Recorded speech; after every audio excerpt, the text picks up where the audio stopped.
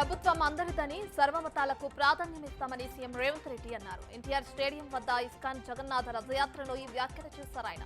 రాష్ట్రం శాంతి సౌఖ్యాలతో సుభిక్షంగా ఉండాలని యాత్ర ద్వారా భగవంతుడిని కోరుకుంటున్నానని చెప్పారు. ఇలాంటి కార్యక్రమాల వల్ల సమాజంలో మార్పు వస్తుందని రేవంత్ రెడ్డి అన్నారు.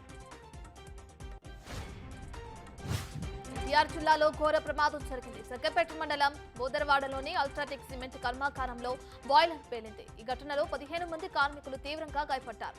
వారిలో 2 మృతి చెందారు. ఘటనపై సీఎం చంద్రబాబు ఆరా తీశారు. ఘటనకు గల కారణాలపై సమగ్ర నివేదిక ఇవ్వాలని అధికారులను ఆదేశించారు. క్షతగాత్రులకు అందుతున్న వైద్యంపై అధికారులతో మాట్లాడి మెరుగైన వైద్యం అందించాలన్నారు.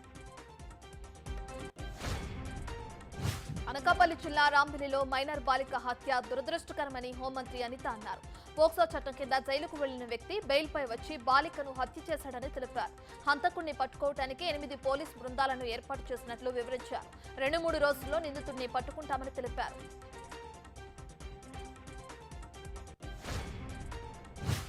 వైసీపీ అధినేత జగన్ 2వ రోజు పులివెందుల పర్యటన కొనసాగుతోంది. పులివెందుల బాకరావుపురంలోని తన క్యాంపు కార్యాలయంలో కార్యకర్తలు, ప్రజలు, నేతలు, అభిమానులతో మమేకమయ్యారు ఆయన.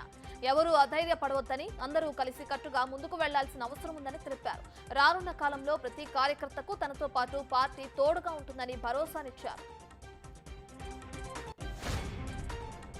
వైసీపీ నేత మాజీ మంత్రి జోగి రమేష్ కు సిఐడి షాక్ ఇచ్చేందుకు సిద్ధమవుతున్నట్లు తెలుస్తోంది.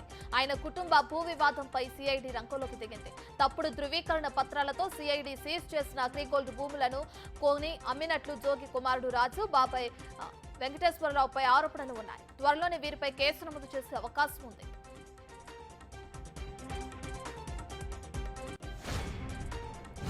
కేవ్ పబ్ డ్రగ్స్ కేసులో కీలక విషయాలు వెలుగులోకి వచ్చాయి. డ్రగ్స్ పార్టీ అని తెలిసినా పబ్ నిర్వాహకులు యువకులకు అనుమతిచ్చారు. పట్టుబడ్డ నిందితులకు ఉస్మానియా ఆసుపత్రిలో వైద్య పరీక్షలు పూర్తయ్యాయి. మొత్తం 24 మందికి బ్లడ్ శాంపిల్స్, యూరిన్ శాంపిల్స్ ను వైద్యులు సేకరించారు. ఇందులో డీజే ఆపరేటర్లు సందీప్ శర్మ, సాయి గౌరంగ్ గంజాయి, కుకైన్ తీసుకున్నట్టు తెలిసింది. ఈ కేసులో బడా కంపెనీల ఉద్యోగులు, ప్రముఖుల పిల్లలు పోలీసులకు చిక్కారు. సోషల్ మీడియాలో పిల్లల వీడియోలు, ఫోటోలు పోస్టు చేసేటప్పుడు తల్లిదండ్రులు విచక్షణతో ఆలోచించాలని ఈరోజు సాయిధరం తేజ్ సూచించారు. తాజాగా కొందరు యూట్యూబర్లు, ఇన్ఫ్లుయెన్సర్లు తండ్రి కూతుళ్ల బంధంపై అసభ్యకర వ్యాఖ్యలు చేశారు. తప్పుడు పోస్టులు పెట్టే వారిపై చర్యలు తీసుకోవాలని తెలంగాణ, ఏపీ ప్రభుత్వాలకు అభ్యర్థించారు సాయి తేజ్. నైరుతి రుతుపవనాలు వచ్చినా సరిగ్గా వానలు పడక ఇబ్బందులు పడుతున్న రైతులకు వాతావరణ శాఖ కూల్ న్యూస్ చెప్పింది. ఈ నెలలో 3 అల్పపీడనాలు ఏర్పడే అవకాశం ఉందని తెలిపింది. బంగాళాఖాతంలో ఏర్పడిన ఆవర్తనం 1-2 రోజుల్లో అల్పపీడనంగా మారనుందని పేర్కొంది.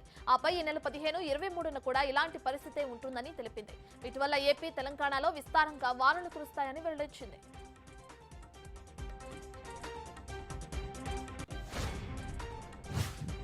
దేవభూమిగా పేరొందిన ఉత్తరాఖండ్ ను భారీ వర్షాలు అతలాకుతలం చేస్తున్నాయి. ప్రధాన నదులన్నీ ప్రమాదకర స్థాయిలో ప్రవహిస్తున్నాయి. పలు చోట్ల కొండ చర్యలు విరిగిపడ్డాయి. ఉత్తరాఖండ్లోని గర్వాల్ ప్రాంతంలో నేడు, రేపు భారీ నుంచి అతి భారీ వర్షపాతం నమోదయ్యే అవకాశం ఉందని ఐఎండీ అంచనా వేసింది. దీంతో చార్ధామ్ యాత్రకు వాయిదా వేసినట్లు గర్వాల్ కమిషనర్ వినయ్ శంకర్ పాండే తెలిపారు. బీసీసీఐ సెక్రటరీ జైషా కీలక వ్యాఖ్యలు చేశారు. టెస్ట్, వన్డే ఫార్మాట్ లో రోహిత్ శర్మ కెప్టెన్ గా కొనసాగుతున్నారని స్పష్టం చేశారు. 2025లో ఛాంపియన్స్ ట్రోఫీ, 3వ వరల్డ్ టెస్ట్ ఛాంపియన్షిప్ జరగనున్నాయి. రోహిత్ సారథ్యంలో వీటిలో గెలవనున్నట్లు జైషా ఆశాభావం వ్యక్తం చేశారు. ఇటీవల T20 ఫార్మాట్ కు రోహిత్ శర్మ గుడ్ బై చెప్పారు.